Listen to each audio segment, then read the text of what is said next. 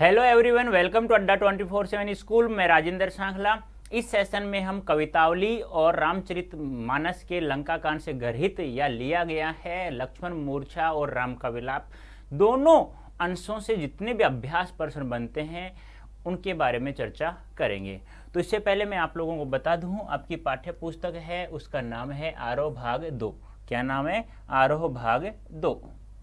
और अध्याय संख्या की बात करें 8 है तुलसीदास। और तुलसीदास जी का सबसे पहले हमने जीवन परिचय पढ़ा, फिर कवितावली का सारांश पढ़ा, फिर हमने लक्ष्मण मूर्छा राम का विलाप का क्या पढ़ा है? सारांश पढ़ा है। उसके बाद हमने कवितावली के उत्तरकांड से जो 2 कवित और 1 सवैया दिया हुआ है उनके बारे में चर्चा की है। उसके बाद हमने लक्ष्मण मूर्छा और राम का विलाप जो रामचरितमानस के लंका कांड से लिया गया है उसे पढ़ा है। अब हमने यह सब तो पढ़ लिया। अब इस वीडियो में हम क्या क्या देखने वाले हैं, वह हम देखने वाले हैं कवितावली, लक्ष्मण मूर्छा और राम का विलाप है उससे संबंधित जितने भी अभ्यास प्रश्न बनते हैं उन सभी के बारे में चर्चा करेंगे। तो तैयार हैं सभी? मुझे उम्मीद है कि आप लोगों को सभी को कवितावली और लक्ष्मण मूर्छा और राम का विलाप बहुत ही अच्छे से समझ में आ गया होगा।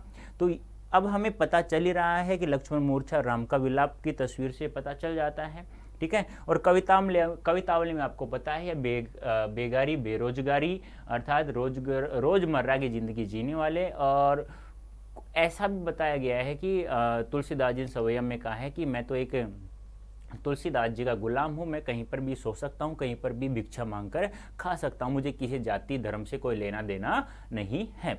और लक्ष्मण मूर्छा राम का विलाप से आपको इस तस्वीर से पता चल ही रहा है, ठीक है। तो कवितावली, लक्ष्मण मूर्छा और राम का विलाप से संबंधित हम लोग क्या पढ़ेंगे? अभ्यास प्रश्नों के बारे में चर्चा करेंगे। और इनके लेखक कौन है? तुलसीदास जी, कवितावली के भी और रामचरितमानस से जो लिया गया है लक्ष्मण मूर्छा और राम का विलाप, ठीक है। तो सबसे पहले हम देखते हैं कवितावली से संबंधित जितने अभ्यास प्रश्न बनते हैं। और एक बात और ध्यान रखना, यहाँ कवितावली के उत्तरकांड से 2 कवित 1 सवैया पूछा जा सकता है आप लोगों से कि कवितावली के किस कांड से 2 कवित 1 सवैया लिया गया? उत्तरकांड से। जैसे रामचरितमानस में 7 कांड थे, ऐसे ही तो कवितावली को भी तुलसीदास जी ने 7 कांडों में विभक्त किया है। यह सब आप लोगों को पता होना चाहिए। तो पहला कवितावली से पहला अभ्यास प्रश्नों में हम चर्चा करें तो पहला प्रश्न है, कवितावली में उद्धृत छंदों के आधार पर स्पष्ट करें कि तुलसीदास को अपने युग की आर्थिक विषमता की अच्छी समझ है। यानी कि कवितावली के उत्तरकांड जो कविता बताया गया है कि उसमें उन्होंने जो स्थिति थी लोगों की, अर्थात कोई कल्पना का प्रयोग नहीं किया, जैसा देखा है उन्होंने वैसा का वैसा उसमें उन्होंने प्रयोग किया है। यानी कि कोई अपने कल्पना के भावों से यानी कल्पना से मन से कुछ भी नहीं लिखा है।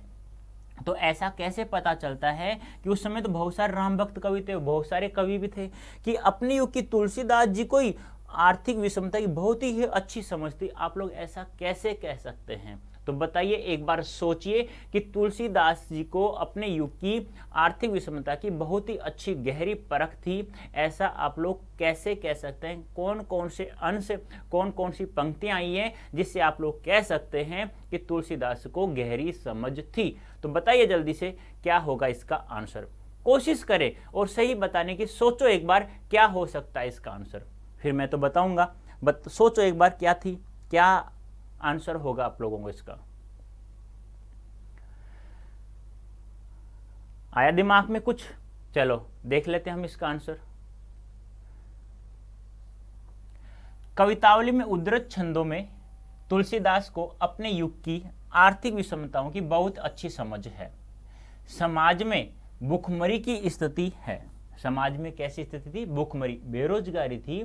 लोग 2 जून का यानी 2 समय का खाने के लिए भी बहुत ज़्यादा उन्हें मेहनत करनी पड़ती थी।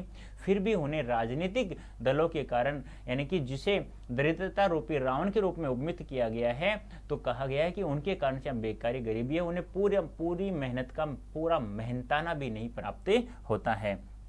तो भुखमरी की स्थिति है क्योंकि लोगों के पास रोजगार नहीं है, यानी अर्थात वो बेरोजगार हैं।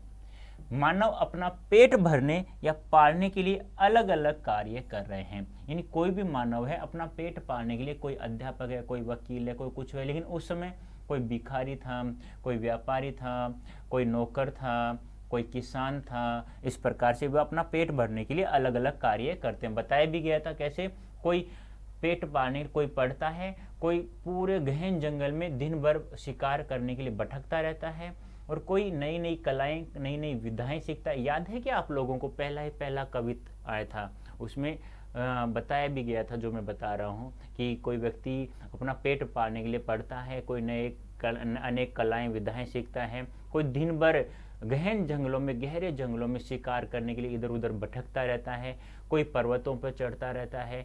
यहाँ तक स्थिति आ जाती है कोई अपने पेट की भूख को मिटाने के लिए यहाँ तक विवश हो जाता है कि वह अपना बेटा और बेटी को भी बेच देता है, यहाँ तक विवश हो जाता है।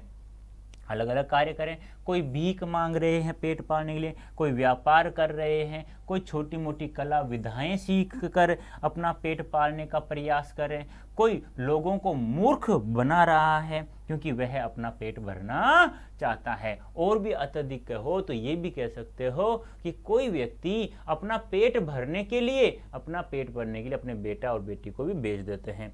अतः इसमें उद्धृत छंदों में बेरोजगारी के कारण उत्पन्न स्थिति का चित्रण किया गया है।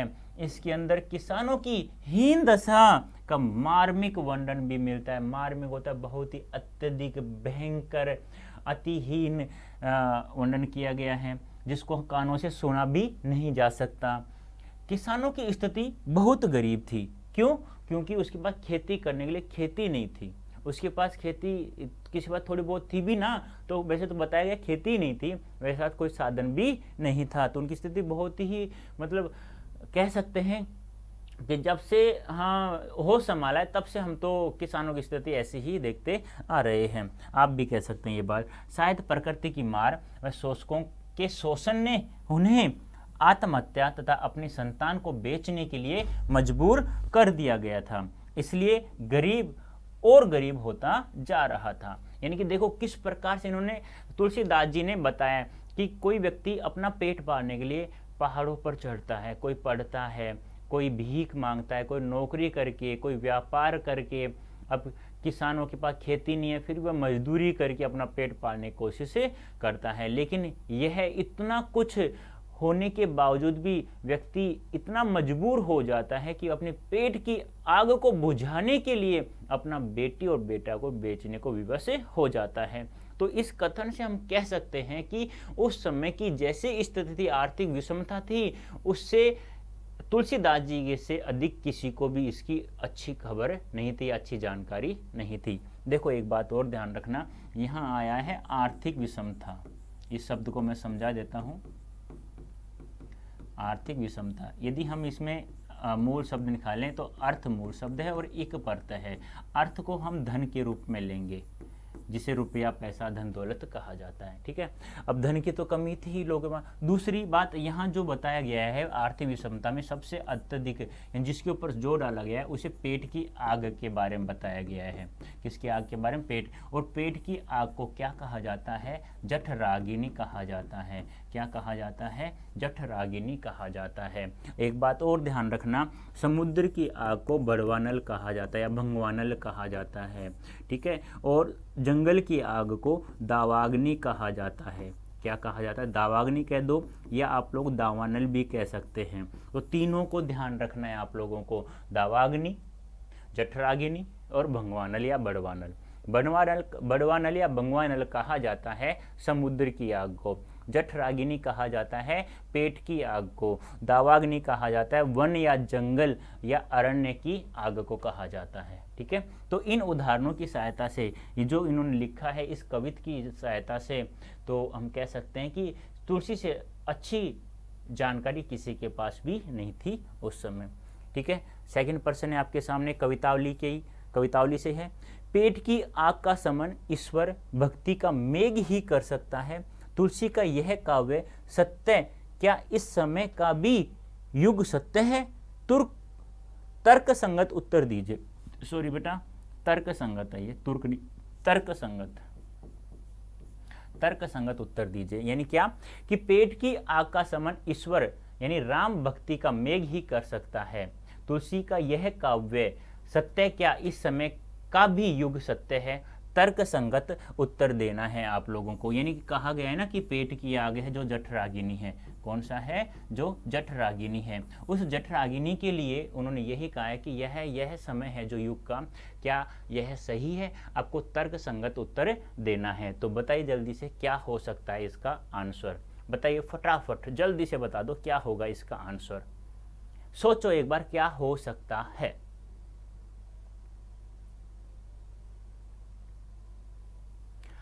देखो आप लोगों को एक बात तो पता होगी कि पेट की आग है, तुलसीदास जी ने भी कहा है कि पुराणों में कहा गया है, संसार में देखा भी गया है। क्या सुना गया है और क्या देखा गया है? यह सुना गया और देखा गया है क्या कि जब भी इस संसार के लोगों पर संकट आता है तो केवल राम ही श्री राम प्रभु ही उन पर कृपा कर सकते हैं और उस पेट की आग को राम रूपी घनश्याम ही बुझा सकते हैं, राम रूपी बादल ही बुझा सकते हैं। तो यहाँ तक उन्होंने कहा है। तो देख लीजिए इसका आंसर क्या होगा। जब व्यक्ति के पेट में भूख अर्थात आग जलती है तो वह उसे बुझाने के लिए अनेक प्रकार के कार्य करता है। वह उस समय अच्छा बुरा नहीं सोचता और ना ही वह धर्म व अधर्म के बारे में सोचता है। यानी कि कहने का तात्पर्य क्या है, जब वह पेट की भूख को शांत करने के लिए वह जो भी कार्य करता है तो वह धर्म और अधर्म के बारे में नहीं सोचता है। ना वो ये सोचता है कि मैं छोटा बड़ा कार्य कर रहा हूँ या मैं धर्म अधर्म कर रहा हूँ, यानी धर्म कर रहा हूँ अधर्म कर रहा हूँ, वह उस बारे में नहीं सोचता है। जब इंसान को भूख लगती है ना, पेट में भूख लगती है, चूहे कूदते हैं ना, तो कुछ दिखाई नहीं देता है। गर्म रोटी तो क्या, जब 3 दिन की रोटी भूख लगती है तो वो ऑटोमेटिक चली जाती है। और जब कहते हैं रोजाना समय पर खाना मिलता है, गरम गरम मिलता है, तो एक दिन की ठंडी मिल जाए, अरे कैसा खाना है ये भाई, क्या बात है। तो ऐसे कहते रहते ना, तो आप भी मम्मा से पापा से। तो वह हर तरह का उल्टा व बुरा कार्य करता है। यदि वह ईश्वर की भक्ति में लीन हो जाए तो उसके पेट की आग बुझ सकती है, अर्थात सामान्य हो सकता है, क्योंकि ईश्वर की कृपा से वह सब कुछ प्राप्त कर सकता है। कहने का तात्पर्य क्या है? इस कथन से मैं भी सहमत हूं बच्चों। कैसे? मैं आपसे यही कहता हूं कि 24 आवर्स में 24 घंटे में, रात दिन में 12-12 घंटे 24 घंटे होते हैं ना, तो आपको 5 मिनट सुबह 5 मिनट शाम, ज़्यादा समय नहीं दे सकते तो भगवान की हमें आराधना करनी चाहिए। आप किसी भी माँ को, किसी भी देवी माँ को, किसी भी देवता को मानो, लेकिन 5 मिनट सुबह 5 मिनट हमें अवश्य हाथ जोड़ना चाहिए, उसकी आराधना भक्ति करनी चाहिए। मैं ये नहीं कहता कि आप ज़्यादा समय दो, लेकिन 5। और जो व्यक्ति ईश्वर की भक्ति करता है वह कभी भी भूखा नहीं रहता है और कभी भी ऐसी कोई समस्या नहीं आती कि वह उसका समाधान न करे। और जो नास्तिक है तो उसके पास तो समस्या आएगी और वह उस समस्याओं को हल करने के लिए वह बहुत ज़्यादा भटकना भी पड़ता है। ठीक है, तो आप लोगों को पता होना चाहिए। ये बात भी इसलिए बता रहा हूँ कि आगे आपको जीना है, आगे बहुत ही अच्छा जीवन जीना है, तो आपको करना ही पड़ेगा ये सब कुछ। ठीक है, नेक्स्ट नंबर, तुलसीदास की यह रचना उस समय जितनी सत्य दिखाई दे रही थी वह आज भी उतनी ही प्रासंगिक है जितना कि उस समय थी। यानी कि यह जो रचना है कवितावली उस समय जितनी प्रासंगिक थी आज भी इतनी, क्योंकि जब से आप लोगों को जन्म हुआ, मेरा जन्म हुआ है, तो किसान आज भी दुखी है, पहले भी दुखी था। और आप जब पहले की कहानी पढ़ते हो, स्वतंत्रता संग्राम से पहले की पढ़ते हो, तब भी किसान अभी फांसी लगाता, आत्महत्या करता, और आज भी ऐसा ही माहौल हो रहा है। ईश्वर रूपी भक्ति का मेघ ही मनुष्य को अनुचित कार्य करने से रोकने की क्षमता रखता है और उसकी हर समस्या का समाधान करता है। कहने का तात्पर्य क्या है? यदि आप ईश्वर की भक्ति करेंगे तो वह मेघ ही मनुष्य को अनुचित कार्य करने के रोकने की क्षमता भी रखता है। यानी आप लोग गलत कार्य करेंगे तो भी आपके पास ऐसा दिमाग में भगवान कुछ डाल देता है, दिमाग में विचार डाल देता है कि यह कार्य गलत है, मुझे यह कार्य बिल्कुल भी नहीं करना चाहिए। तो ईश्वर की भक्ति आप लोगों को करना ही चाहिए 100%। कोई कहता है ना भगवान नहीं है, तो बेटा नहीं है तो भी आप लोग किया करो मेरे कहने से। ठीक है, हाँ। नंबर 3, तुलसी ने यह कहने की जरूरत क्यों समझी? तुलसी ने यह कहने की जरूरत क्यों समझी? क्या?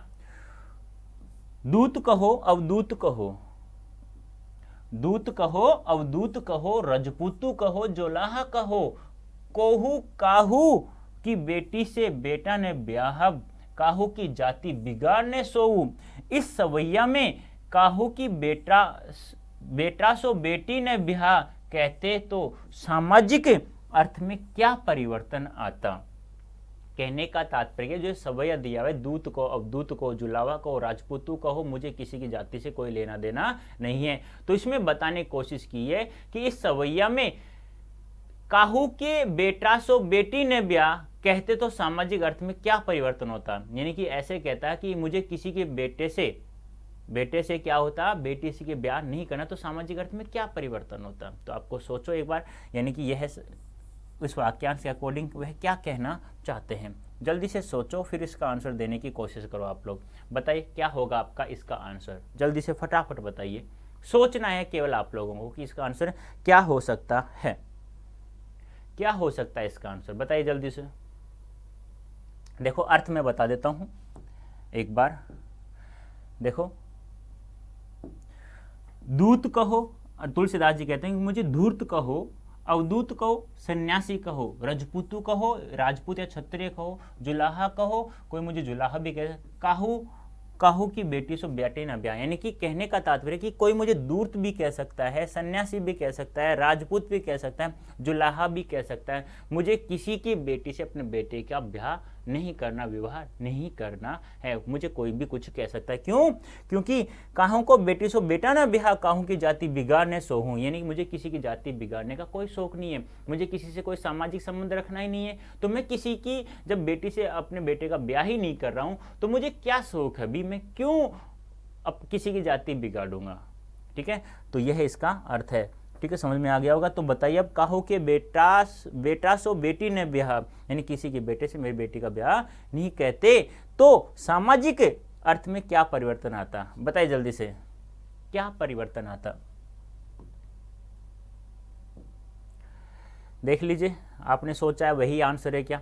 तुलसीदास जी ने यह अपने विषय में बताया है कि समाज के लोग उन्हें कई नामों से पुकारते हैं और उनके बारे में तरह तरह की बातें करते हैं। तो तुलसीदास जी कहते हैं कि चाहे तुम, यानी तुम कौन, संसार, मुझे धूर्त कहो या सन्यासी कहो या राजपूत कहो या फिर जुलाहा कहो, मुझे इन सब से कोई फर्क नहीं पड़ता। अर्थात मुझे किसी की जाति से कोई मतलब नहीं है, क्योंकि मुझे किसी की बेटी से अपने बेटे का विवाह नहीं करना और न ही मुझे किसी से सामाजिक रिश्ता जोड़कर उसकी जाति खराब या बिगाड़ने का शौक है। कहने का तात्पर्य क्या है, हम यह कह सकते हैं कि समाज के लोग कई नामों से उसे पुकारते हैं तुलसीदास जी को। तो वो कहता है कि मुझे आप कोई भी, जिसको जैसा लगता है ना, जिसको जितना अच्छा लगे ना, वही नाम से मुझे पुकार सकता है। मुझे इस किसी की जाति से कोई लेना देना नहीं है, कोई दिखावट नहीं करना, ना मुझे किसी धर्म से मतलब है, ना मुझे किसी की जाति से मतलब है। मुझे आपको जो अच्छा लगे वो कह दो। क्यों? क्योंकि मैं तो राम का दास हूं, ये तो पूरा संसार जानता है। मैं भीख मांगकर खा सकता हूं और मस्जिद में भी सो सकता हूं। देखो कितनी बड़ी उदारता है लोक भक्ति की। ठीक है, तो ये आपको ध्यान में रखना है।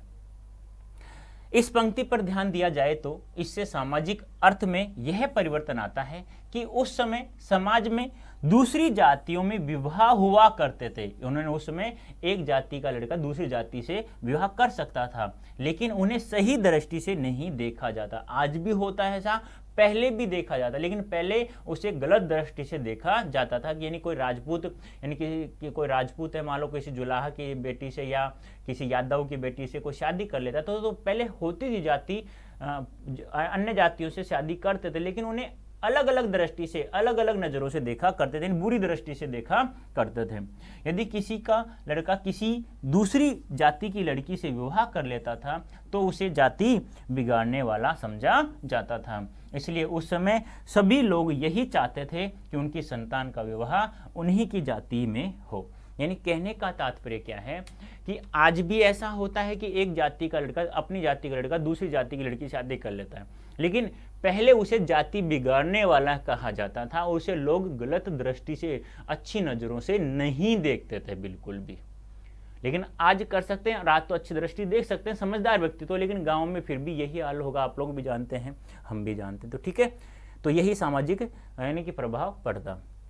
नेक्स्ट है फोर्थ पर्सन है, दूत कहो अवधूत कहो राजपूत कहो जुल्हा कहो वाले छंद में ऊपर से सरल व निरीह दिखलाई पड़ने वाले तुलसी की भीतरी असलियत एक स्वाभिमानी भक्त हृदय की है। इससे आप कहां तक सहमत हैं?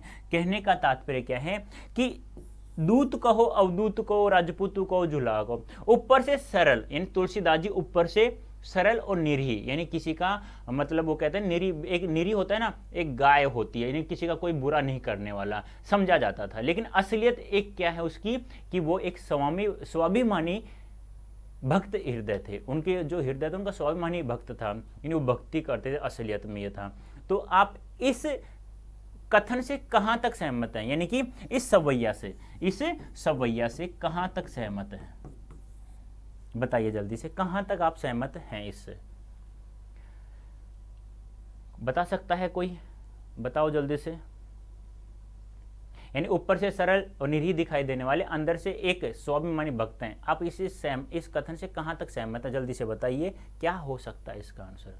तो देख लीजिए इसका आंसर, तुलसीदास का बचपन या जवानी, अर्थात हम कह सकते हैं कि उनका जीवन सदैव कष्टों में बीता, लेकिन उन्होंने अपने स्वाभिमान को जगाए रखा। यानी कि उनका जीवन था हमेशा कष्टों में था। बचपन में ही माता पिता से बिछोह हो गया था, ठीक है। फिर रत्नावली से शादी, रत्नावली ने उसे उनके ऐसे ऐसे बुरे बुरे कथनों से उन्हें पछाड़ दिया। फिर वो राम भक्ति में आ गए। कहा जाता है कि तुलसीदास जी का राम भक्त बनना या भक्ति में आना या भक्त बनना ही कहा जाता है कि रत्नावली की प्रेरणा है, लेकिन इसका कोई साक्ष्य हमें प्राप्त नहीं होता है। उनके गुरु नरहरियानंद जी के प्रभाव से राम भक्त कवि बने। अपने स्वाभिमान के कारण ही उनका भक्ति भाव दास्य भाव भक्ति थी। यानी कहने का तात्पर्य क्या है, तुलसीदास जी का बचपन और जवानी हमेशा कष्टों में रहा, लेकिन उनका फिर भी जो हृदय था, उनका मन था, वो स्वाभिमानी भक्त था, क्योंकि कहा जाता है कि वो गुरु की कृपा से ही श्री राम के भक्त बने थे। लेकिन प्रेरणा तो उसे रत्नावली से मिली, उसकी पत्नी से मिली, लेकिन वो साक्ष्य मिलता नहीं। ये साक्ष्य हमें मिलता रहता है, अनेक बुकों में मिलता है, अनेक दोहों छंदों में भी मिलता है। वे प्रभु श्री राम के सामने गिड़गिड़ाते नहीं, बल्कि जो कुछ उनसे प्राप्त करना चाहते तो वे भक्त के अधिकार के रूप में प्राप्त करना चाहते हैं।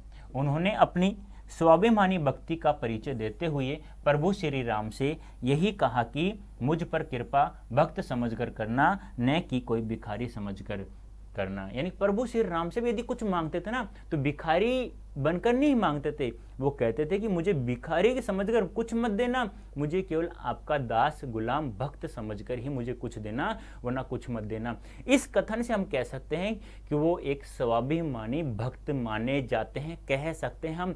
इस प्रकार हम कह सकते हैं कि हम इस कथन से पूर्ण रूप से सहमत हैं। क्या है? पूर्ण रूप से सहमत है। नेक्स्ट नंबर 5 क्वेश्चन व्याख्या करने आपको। मांगी के खेबो मसीत को सोएबो, लेबो को एको ने देबो को दोऊ, ऊंचे नीचे करम धर्म अधर्म करी, पेट ही को पचत बेचत बेटा बेट की। तो दोनों का अर्थ बताना है आप लोगों को, एक बार मैं बता देता हूं। वैसे तो मैंने बता दिया था, वैसे एक बार वापस देख लीजिए। तुलसीदास जी क्या कहते हैं? मांग के खेबो, कि मैं मांग कर, अर्थात भिक्षा मांग कर, यानी भिक्षा के रूप में मैं खाना खा सकता हूँ, यानी मांग कर भी मैं खा सकता हूँ। मस्जिद को सोबो, और मस्जिद में भी सो सकता हूँ। मस्जिद यानी मस्जिद, मस्जिद में सो सकता हूँ। मुझे न किसी को, लेबो को एक ने देव को दो, न मुझे किसी से एक लेना है, न मुझे किसी को दो देना है। मतलब मुझे किसी से कोई मतलब नहीं है, न मुझे किसी से एक लेना है, न किसी को दो देना है। मुझे किसी से कोई मतलब नहीं है। मैं भिक्षा मांग कर खा सकता हूँ और मस्जिद में भी सो सकता हूँ। न मुझे किसी से एक लेना है, न मुझे किसी को दो देना है।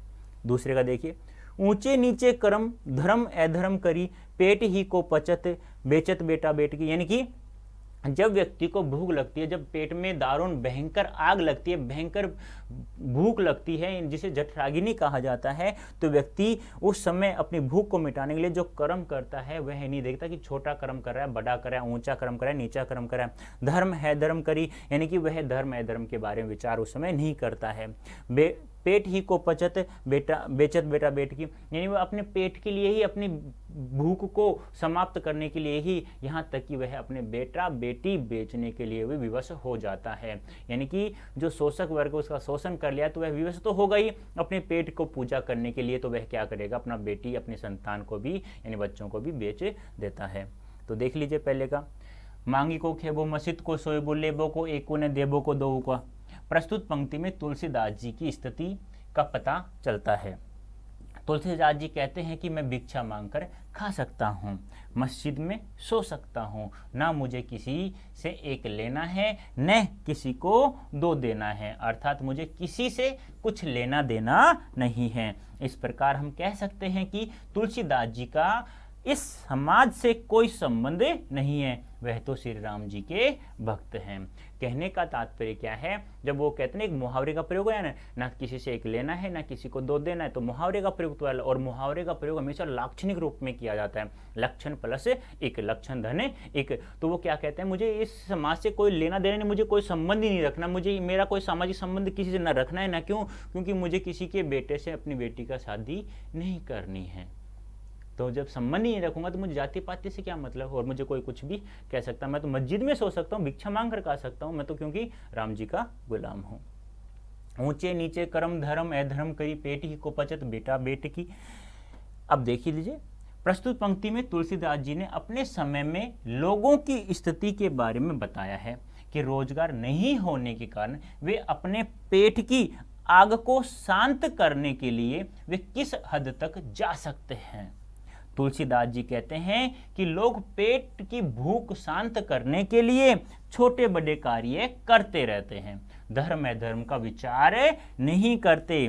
पेट के लिए वे अपने बेटा बेटी को बेचने को विवश हो जाते हैं। यानी कि जब पेट में भूख लगती है तो तुम ये नहीं देखते हो खाना पका है नहीं पका है, ठंडा है गर्म है, भूख लगती है ना। वो कहते हैं नींद आए तो कंकर पे भी आ जाए, कांटों पर आ जाए, लेकिन जब कहते हैं नींद ही नहीं आ रही है तो फिर तो बेड डल्ला वाला, वो कहते हैं ना कि क्या कहते हैं वो, मतलब गद्दा हो, कहने का तात्पर्य क्या है, हाँ ठीक है, तो तब भी नींद नहीं आती। तो वही बात यहाँ है कि जब भूख लगती है ना इंसान को, तो पेट में आग लगती है, तो वो छोटे बड़े कार्य नहीं देखता है, धर्म है धर्म का विचार नहीं करता है, तो वह तो केवल पेट को भूख को शांत करने के लिए वह तो अपना बेटा और बेटी को बेचने, अपने संतान को बेचने को विवश हो जाता है।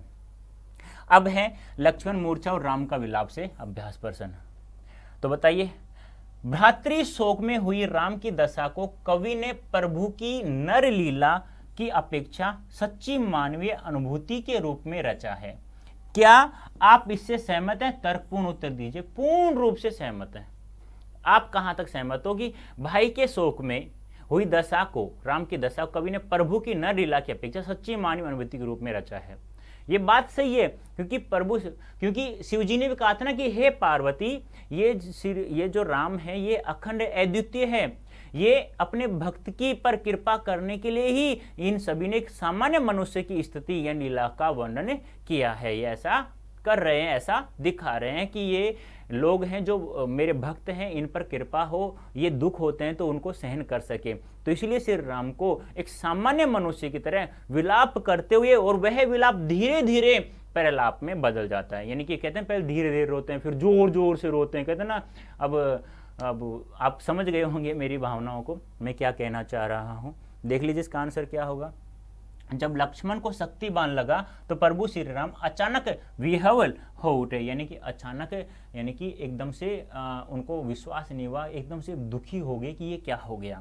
वे इस प्रकार से प्रलाप करने लगे जैसे कोई भाई अपने सगे भाई से बिछुड़कर करता है, लेकिन वो तो सगे भाई नहीं थे, लेकिन वो उसे अपने सगे भाई से भी बढ़कर मानता। तो उसने कहा था ना, उन्होंने कहा था ना श्री राम जी ने क्या, कि मुझे ऐसा पता होता कि मैं इस वन में आने के कारण मैं अपने भाई से बिछड़ जाऊंगा तो मैं अपने पिता का कथन भी नहीं मानता।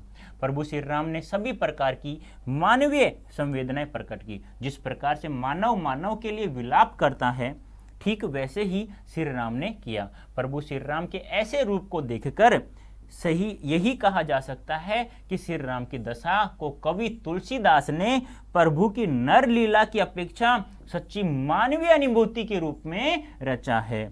मानव में अपेक्षित सारी अनुभूतियां इस सभी में दिखाई देती, यानी कि इस अनुभूतियां इस शोक में, इस शोक सभा में सभी में दिखाई देती है। कहने का तात्पर्य क्या है, जो स्थिति श्री राम जी की यहाँ हो रही है वही स्थिति जब कोई आप भी देखते हो, जब कोई एक भाई का छोटा भाई मर जाता है, समझना ऐसा मर जाता है, तो एक बड़े भाई क्या क्या कहता है कि तू मुझे खुश रखता था, तू जब मैं वहाँ गया तब भी मुझे खुश रखने के लिए तू ये लड्डू बना के दिया, तूने मुझे पैसे दिए, तूने मुझे घुमाया, तूने मुझे अपनी पीठ पर लिटाया, तुमने मुझे अपने पेट पर लिटा कहानी सुनाता था। तो मतलब बहुत कुछ कहा जाता है, छोटा बड़ा को कहता है ये बातें तो, और बड़ा छोटे को कुछ भी कह सकता है। आप समझ रहे हो मेरी भावनाओं को क्या कहना चाह रहा हूँ।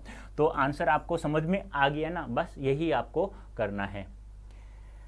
प्रश्न संख्या 7, शोकग्रस्त माहौल में हनुमान के अवतरण को करुण रस के बीच वीर रस का आविर्भाव क्यों कहा गया?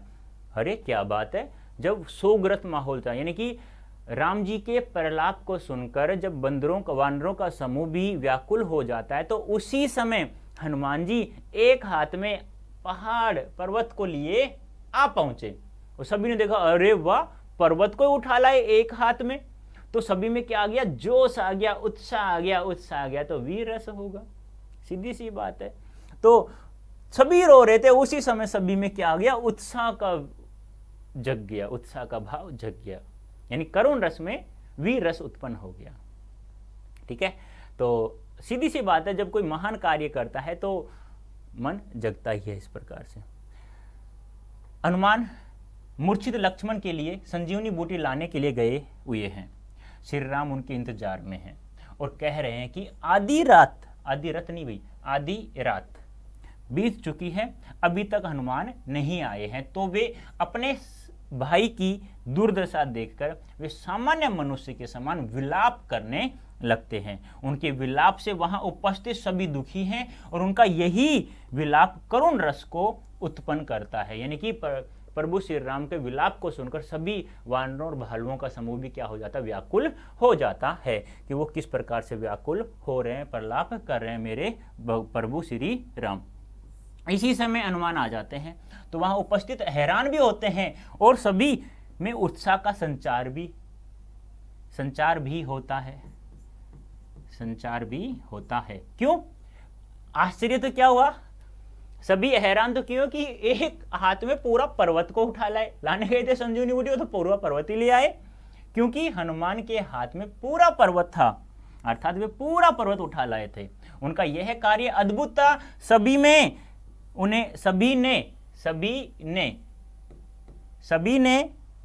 उन्हें देखकर उत्साह जागृत हो जाता है। सभी में उन्हें देखकर उत्साह जागृत हो जाता है। इस तरह करुण रस के स्थान पर वीर रस का संचार होने लगता है। सभी बहुत प्रसन्न होते हैं और एक दूसरे के गले लगते हैं। शोकग्रस्त माहौल में हनुमान के इस अवतरण को इसलिए करुण रस के बीच वीर रस का आविर्भाव कहा है। कहने का तात्पर्य क्या है, यहाँ में ये ध्यान रखना, कहने का तात्पर्य क्या है, जब सभी व्याकुल हो रहे थे, मतलब शोकग्रस्त माहौल था, उसी समय हनुमान जी एक हाथ में पूरा पर्वत उठा लाए।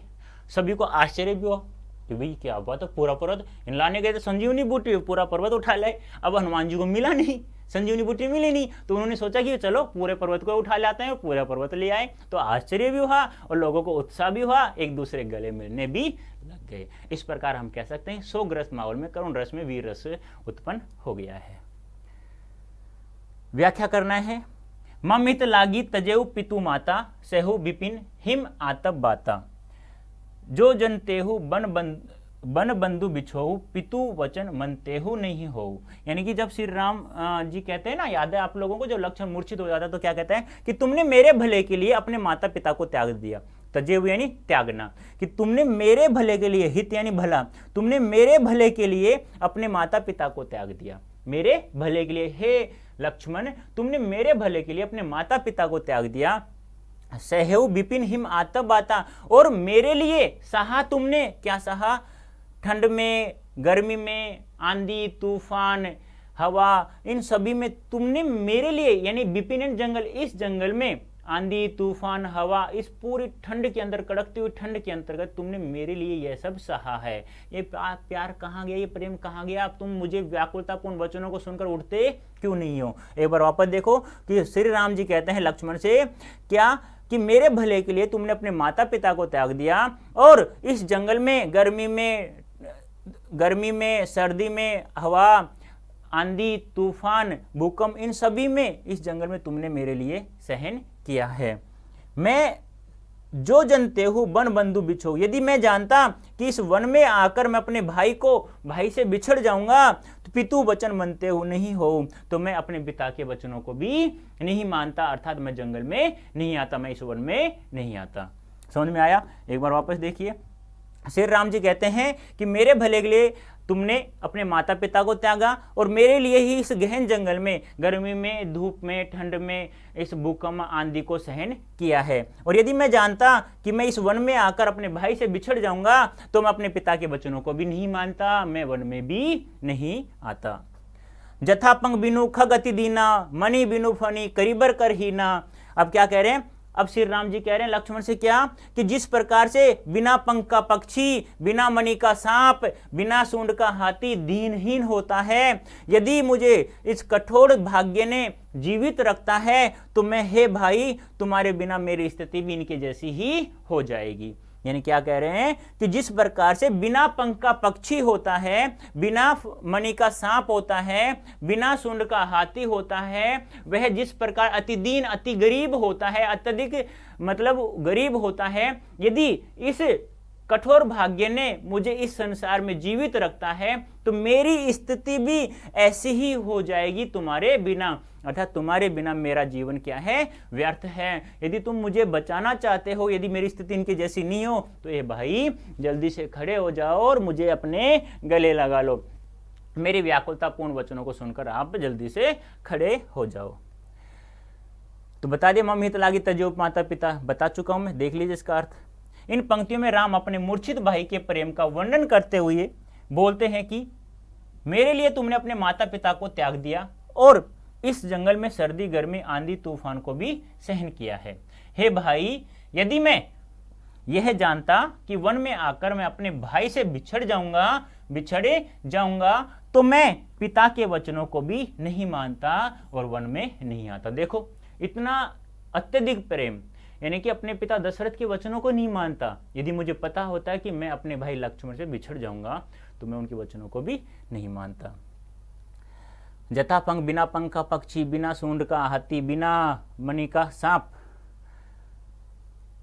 अतिदीन होता है, उसी प्रकार यदि इस कठोर भाग्य ने मुझे जीवित रखता है तो मेरी स्थिति भी तुम्हारे जैसे ही हो जाएगी, तुम्हारे बिना मेरा जीवन क्या है? व्यर्थ है।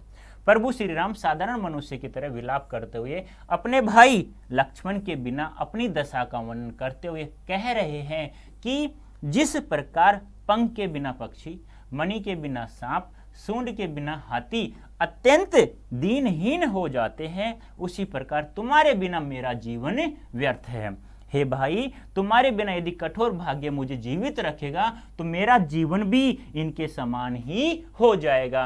कहने का तात्पर्य क्या है कि यही है क्या कि तुम मुझे छोड़कर चले जाओगे तो मैं अपने पिता के वचनों को भी नहीं मानता, कि जिस प्रकार से बिना पंख का पक्षी, बिना मणि का सांप और बिना सूंड का हाथी अत्यधिक गरीब होता है, यदि कठोर भाग्य मुझे जीवित रखता है इस संसार में तो मेरी स्थिति भी इनके जैसी हो जाएगी, और अर्थात तुम्हारे बिना मेरा जीवन क्या है? व्यर्थ है। तो उम्मीद करता हूं आप लोगों को बहुत अच्छा समझ में आ गया होगा। तो इस सेशन में बनने के लिए सभी का बहुत बहुत धन्यवाद। Thank you so much. उम्मीद करता हूं आप लोग बहुत ही अच्छा समझ में आ गया होगा। धन्यवाद। Thank you so much.